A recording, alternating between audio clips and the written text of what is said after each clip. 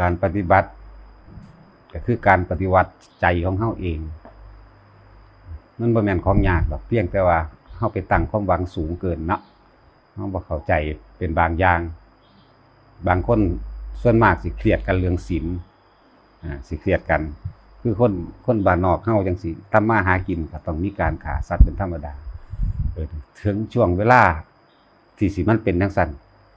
ก็ภาวนาไปนำเฮ็ดไปนำตัวมันจังบ่คิดยากนะครับมันบ่มีอิหยังสิมีเป็นเครื่องปลอบใจได้ยิ่งกว่านี้แล้วแหละสวดมนต์ไปนำเฮ็ดไปนำมันนะสนะนั้นแต่ว่าถึงช่วงเวลาที่สามารถที่งดเว้นได้ในการทำเฮ็ดให้ศีลเต็มจังซี่ก็เอาเวลานอนเด้อเอาเวลานอนเพราะว่าเฮาบ่ไปเห็นหยังอีกแล้วเฮาบ่ไปติดต่อค้าขายไปตัวไผอีกแล้วเฮาบ่ไปฆ่าสัตว์ไปหยังกับไผอีกแล้วนะจังว่าขอให้ตั้งไว้ในช่วงงดเว้นเอาเฉพาะเวลานอนเต็มๆเลยคือสมาทานศีล5หรือ8ก็แล้วแต่เพราะว่าศีลนี่สิเป็นเครื่องทรงเฮาทีนี้เฮาสมาทานศีลเรียบร้อยแล้วแต่ว่าที่สำคัญก็คือว่าในขณะนั้นให้ถือเอาเฉพาะพระรัตนตรัยเป็นที่พึ่งอย่างเดียวพุทธธรรมสงฆ์อย่างเดียวแล้วก็ให้เมื่อเฮาถึงเอาแล้วเฮาก็สมาทานศีลซะแล้วแต่ความพอใจของไผของมัน เมื่อเฮาสมาทานศีลแล้วเฮาก็พิจารณาทุกข์ของเจ้าของเองคือประสบการณ์จริงของเจ้าของเองเลยในการทำมาหากินในการติดต่อบุคคลในการคบค้าสมาคมกับบุคคลในการเห็นเหตุการณ์เรื่องราวต่างๆเพื่อสิน้อมเข้ามาให้เห็นเหตุแห่งความทุกข์ทั้งหลายที่สัตว์โลกที่พวกเฮาเองนั่นแหละเกิดขึ้นมาแล้วมาประสบพบเหตุสิ่งเหล่านี้ความอยากได้ดังใจของแต่ละคนเป็นเหตุตัณหาคือความอยากได้ดังใจของไผของมันแย่งชิงเหตุให้สัตว์ทั้งหลายเวียนว่ายตายเกิดตัณหาคือความอยากอุปทานคือความยึดทีนี้เฮาสิมาดักเอา เมื่อเฮาพิจารณาความทุกข์ลำบากความหลายๆอย่างที่เป็นสาเหตุแห่งความทุกข์ของเฮาได้แล้วจังซี่พยายามรู้เท่าทันความคิดนั่นแหละที่เพิ่นว่ารู้เท่าทันจิตกับความคิดกันเดียวกันนั่นแหละจิตเป็นผู้คิดผู้ปรุงผู้แต่งเป็นผู้แสวงหาเป็นผู้แยกเป็นผู้แยกออกมาในความผิดในความถูกมันก็รู้คือกันนั่นแหละในความผิดความถูกจิตกับผู้รู้ก็บ่ได้ต่างกันกับผู้รู้ก็เป็นอันเดียวกันแต่ว่าเฮาสิยึดหรือบ่ยึดเนี่ยตัวนี้สำคัญนะเฮาสิถิ่มอารมณ์ให้เร็วบ่ในขณะใดที่เฮาคิดปรุงแต่งแสวงหาเรื่องนั้นเรื่องนี้ปุ๊บความคิดอันใดที่ก่อเกิดให้เกิดเป็นอารมณ์คำว่าอารมณ์ต้องมีความรู้สึกหยังรู้สึก2อย่างนั่นแหละที่มันรุนแรงแน่ความโกรธเป็นอารมณ์ความรู้สึกที่รุนแรงจับได้ง่ายจับเงื่อนมันได้ง่ายในขณะใดที่เฮามีความคิดแล้วมีอารมณ์โกรธบ่พอใจบุคคลผู้ใดผู้หนึ่งสังเกตตัวเองโลดเฮาสิวาดภาพจินตนาการอยากทำลายเขาให้เขาชิบหายอยากให้เขาตายอยากให้เขา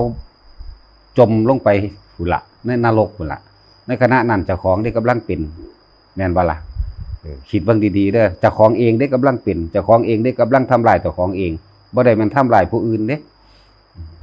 เขาสำบายอยู่พุ่นเขาก็บ่รู้เรื่องของเฮาแต่ว่าเฮานี่ยังนึกคิดปรุงแต่งเรื่องนั้นเรื่องนี้อยากปาดคอเขาบ่อยากฆ่าเขาบ่อยากทุบหัวมันมุนๆบ่เนี่ยในขณะนั้นถ้าสู้ว่าจิตสุดท้ายในขณะนั้นเกิดหัวใจวายเฉียบพลันไปนรกเลยได้บ่ได้ผ่านผู้ใดได้นั่นเจ้าของไปเองเฮ็ดเองทำเองเด้นอะไรให้จังว่าเฝ้าระวังตัวนี้ถ้าเฮารู้หยุดรู้มันก็หยุดกึกทันทีเลยมันสิหยุดกึกโดดเอ้ามึงสิคิดไปหยังซ้ำนี่มันก็หยุดแล้วแค่เอ้านี่มันก็รู้แล้วมันก็หยุดแล้วมันก็สิบ่ปรุงแต่งต่อแต่ว่าความคิดนั้นเกิดขึ้นเสมอเด้เกิดอยู่เนื่องเฮาก็ต้องตามรู้อยู่เนื่องคือกันเพราะว่าสิ่งที่เฮารับเข้ามาถ้าสิพูดถึงแล้วก็คืออนุสัยหรืออุปธิที่มันเนื่องอยู่ในหัวใจของเฮามันมีมานานแล้วมันมีหลายภพชาติแล้วกว่าสิมาเจอธรรมของพระพุทธเจ้าสิเป็นเครื่องแยกแยะได้ก็พอแห้งอยู่อนุสัยเกิดจากตาจากหูจมูกลิ้นกายของเฮาเองสะสมร่วมเข้ามาเกิดกลายเป็นความอยากและความยึดของคนเฮาก็ยึดอยู่4อย่างยึดกับอยากอยู่นำกันนี่แหละทิฏฐุปาทานจังซี่ก็คือว่า เอาความคิดเห็นของตนเป็นใหญ่นี่คนส่วนมากสิเป็นจังซี่สิให้ผู้อื่นยอมรับความคิดเห็นเจ้าของเมื่อเขาบ่ยอมรับแล้วเกิดอารมณ์โมโหโกรธเกิดขึ้นทันทีอัตตวาทุปาทานเอาตนนั่นแหละเป็นใหญ่มันบ่แม่นตนแค่นั้นแจกออกไปที่ทั้งตนทั้งตระกูลตนทั้งญาติทั้งยศถาบรรดาศักดิ์ทั้งตำแหน่งอำนาจหลายๆอย่างตัวนี้แหละพ่อเฮ็ดให้เจ้าของหลงตัวเองและศีลพจตุปาทานคือเอาความคิดเอาความที่เจ้าของเคยกระทำมานี่ไปเป็นเครื่องยืนยันตัดสินผู้อื่นคำว่าศีลพจตุปาทานที่จริงมันแปลได้หลายอย่างอยู่เด้อบางที่ก็เพิ่นก็แปลว่าเดินมีของศีลศีลเฮายึดเรื่องศีลนี่ยึดไปหยังยึดเพื่อว่าสิไปเกิดเป็นนั่นเป็นนี่มีอานิสงส์เพื่อเป็นนั่นเป็นนี่เพื่อสิเป็นเทวดาบ่เพื่อสิเป็นพระพรหมบ่เพื่อสิเป็นหยังก็แล้วแ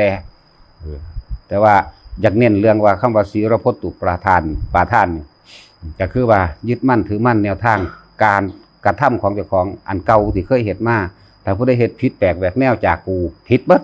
แล้วก็ไปยืนยันตัดสินเขาเกิดความเป็นเดือดร้อนบ่ล่ะอยากให้เขายอมรับเจ้าของเองทีนี้ก็เนื่องสุดตัวนี้สิร่วมสุดก็คือว่ากามุปาทานนี่4อย่างกามุปาทานความใคร่อยากคำว่ากามุปาทานมันบ่ได้แปลว่าเฉพาะเรื่องผัวเรื่องเมียอย่างเดียวแต่ความใคร่อยากอันนี้แหละนักใหญ่อยู่ในนี่แท้ที่จริงแล้วในอุปาทาน4นี่เป็นทุดังว่าก้อนเดียวกันเป็นก้อนถ้ำเดียวกันก้อนทุกเดียวกันที่เฮายึดอยู่นั่นแยกจากกันบ่ได้เพียงแต่ว่าเพิ่นแยกย่อยให้เฮารู้ความละเอียดซื่อๆพยายามรู้เท่าทันความคิดในขณะใดที่คิดแล้วก็อยากได้ดังใจให้มันเป็นแบบนี้ปุ๊บอารมณ์เจ้าของวูบวาบขึ้นมาทันทีพวกวัยรุ่นมันสิเจอกระทบอยู่เรื่อยเห็นบ่ล่ะวัยรุ่นทั้งหลายสิเจอกระทบปึ๊บบางทีก็สิระงับบ่ได้แต่ว่าบุคคลผู้มีธรรมต้องระงับได้จะเข้าใจได้ว่าเจ้าของไปฝึกหัดปฏิบัติธรรมเข้าหาครูบาอาจารย์องค์นั้นองค์นี้หลายวัดหลายว่าหลายกระสร้างถ้าระงับบ่ได้นั่นบ่รู้เรื่องแต่ว่าล่ะบ่รู้เรื่องหยังส่วนมากก็เอาธรรมะไปเว้าคบกันซื่อๆองค์นั้นกูก็ไปอยู่มากองค์นี้ก็ว่าไปนั่นแหละทั้งเพิ่มมณทิฏฐิขึ้นเนาะเป็นจังซั่นเด้เฮาเอาโตมาโลดโตคิดนะนี่คือโตพาเกิดพาตายตัวความคิดทำให้เกิดอารมณ์นั่นถ้าเฮากำลังคิดไปสิมีความรู้สึกว่ากำลังสั่งผู้นั้นอยู่นี่ระวังดีๆอันนั้นอย่าให้มันชินมันชินได้อันพวกนี้ มันเป็นอนุสัยที่เฮาเฮ็ดมาตลอดทีนี้เฮาเอาธรรมเข้ามาตัดมัน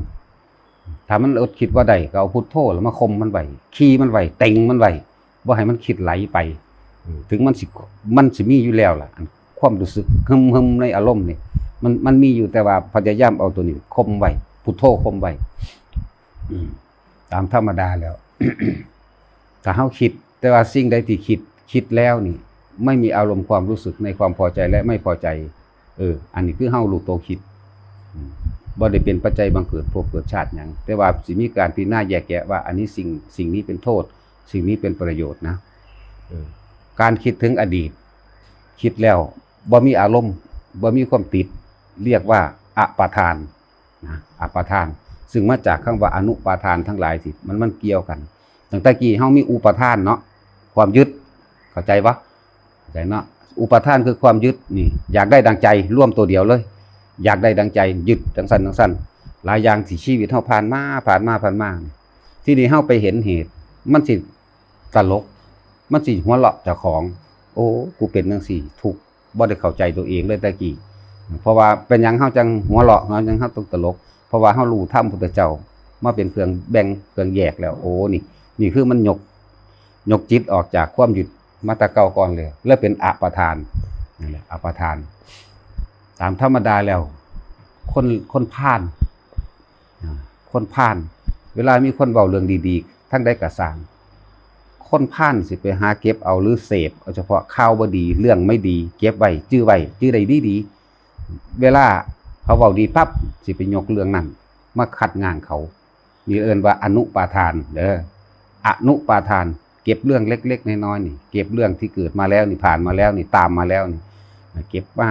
เมื่อผู้สิคัดงานเพื่อให้คนอื่นยอมรับในความคิดเห็นของตนเองนั่นก็เป็นทิฏฐุปาทานบ่เอาความคิดเห็นของเป็นใหญ่นั่นบ่ล่ะ ก็รวมลงไปนั่นแหละที่จริงแล้วมันแยกกันบ่ออกดอกในอุปทาน4 อุปทาน4อย่างมันก็ไปลงตัวกามุปาทานความใคร่อยากนั่นเองไปลงตัวนี้คือเก่าเพราะว่าสิเป็นทิฏฐุปาทานอัตตาวัตถุปาทานสิรวัตถุปาทานก็ไปลงตัวเดียวความอยากได้ดังใจมาร่วมอยู่ตัวนี้ความรู้สึกของเฮามันสิมีอารมณ์อยู่2ถ้าเขาเห็นตามพอใจเนาะพอใจดีใจนั่นเห็นบ่ล่ะเสื้อกูบ่บาดนี่ว่านั่นมันเป็นบ้าไปแล้วเด้รู้จักแล้วนี่ถ้าเขาบ่เห็นนำก็ยกอุปทานยกอนุปาทานทั้งหลายมาขัดงานเขาลองเบิ่งเด้อถึงมึงบ่เสื้อกูเบิ่งมึงชิบหายแน่นั่นนรกละอันนั้นไปจังซั่นอันคำว่าหลงอีกอย่างนึงแต่มึงเสื้อกูเห็นบ่ล่ะดีบ่ล่ะมีทางไปก็คือส่วนมากเอาเว้าโดยภพใหญ่ไว้คือเดรัจฉานจากว่าหลงลักษณะนั้นทีนี้เฮามาจับเอาหัวใจมันโลดความคิดนะความคิดอันใดที่ไปทางต่ำหามมันคำว่าหามมันนั่นเป็นภาษาเว้าซื่อๆมันก็รู้ในเจ้าของนั่นแหละเอ้ามึงสิคิดไปหยังก็หยุดกึกเนาะเดี๋ยวก็หยุดมันก็ไปเรื่องใหม่ตามหยุดไปเรื่อยๆนั่นเองปฏิบัติธรรมบ่ยากหรอกเรื่องศีลก็อย่าพึ่งบ่ต้องกังวลนะเฮ็ดจังใดมันเป็นมาแล้วก็สิ่งที่ล่วงมาแล้วก็จะไปคิดถึงมันในเรื่องที่เป็นบาปบ่สั่นทหารตำรวจก็บรรลุธรรมบ่ได้องคุลิมานก็บรรลุบ่ได้สันตติอมาตย์ก็บรรลุบ่ได้ถ้าสิไปคิดถึงแต่เรื่องบาปอันเก่าคือเคยฆ่าไว้เนาะยกตัวอย่างคือองคุลิมานนี่เพิ่นบอกว่าข้าพเจ้าเป็นคนบาปจะทำอย่างนั้นได้หรือพระเจ้าบอกสติของเธอมีอยู่เห็นป่ะสติของเธอมีอยู่ยังแยกแยะผิดชอบชั่วดีได้เองนั่นเนี่ยเพิ่นเริ่มขึ้นมาแล้วบอกว่าตราบใดที่เธอไปคิดถึงอดีตนะความเศร้าหมองก็จะแล่นเข้ามาจับที่ใจของท่านเธอจึงบอกว่าไม่ให้กังวลในอนาคตและอย่าไปหวนคิดถึงอดีตให้อยู่ในปัจจุบันนั่นเพิ่นเอามองนี้เด้ทุกคนเอาปัจจุบันนั่นแหละปัจจุบันในหูดังเฮานี่แหละสิไปใส่ หายใจเข้าหายใจออกที่นี่แหละมันบ่มีหม่องยึดก็ยึดล่มไว้ยึดล่มไว้แต่มีเวลานั่งถ้าบ่มีเวลานั่งไปทำการทำงานอยู่ก็พุทโธไปพุทโธไปในใจเฮาเองน่ะนึกไปเรื่อยพุทโธพุทโธพุทโธไปเรื่อยเพื่อบ่ให้อันอื่นมันแล่นเข้ามาถ้ามีเว้ากับคนอื่นเขามาเว้านำก็เว้าไปบอกไปแล้วกลับขึ้นมาอยู่กับตัวเองบัดกับพุทโธนั่นเองนี่ตั้งแต่ตื่นขึ้นจนเท่านอนหลับถ้าบ่ได้เว้าก็บ่ได้เว้าอีหยังจังซี่ก็พุทโธอยู่ผู้เดียวนั่นแหละทุกอย่างก้าวเป็นพุทโธเบิดบ่ว่าสิย่างไปนำวัดนำบ้านนี่นำทุกหม่องเลยเป็นพุทโธเบิดทุกอย่างก้าวตลอดเลยย่างหาก้าวก็พุทโธหาก้าวมันสิจบพุทหรือมันสิจบโธเนี่ยมันขนาดนั้นได้จึงเรียกว่าสติเข้าใจอยู่ดอกผ่านครูบาอาจารย์ใหญ่ๆมาหลายแล้วเนาะของเฮามันขี่หมานึงเนาะเอาล่ะพอ